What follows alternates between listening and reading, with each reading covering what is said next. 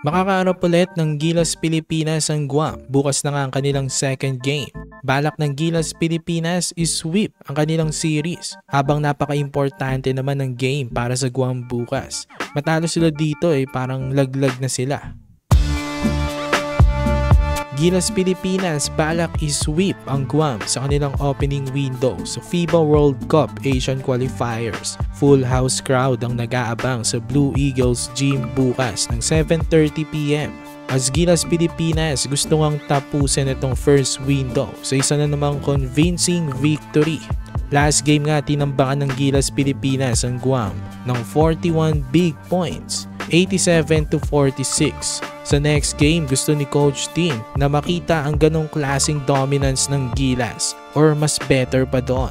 Ang makikita mong pangit lang siguro sa game na yon ay yung first opening minutes dahil hindi ganun kagandang start ng Gilas. Lumalamang pa sila Jericho Cruz at ang Guam nun. Medyo nangangapa pa kasi ang Gilas rin nun dahil ayun nga ang first game na naglaro si QMB.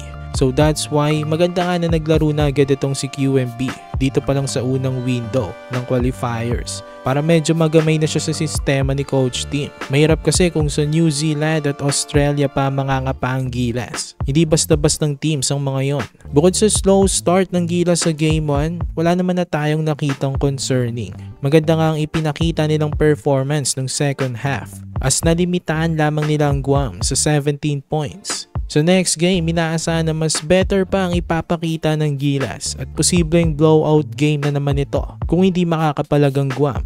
Ito na nga ang standing sa FIBA World Cup Asian Qualifiers as makikita natin ang Gilas Pilipinas ang maagang naunguna sa napakalakas na Group A.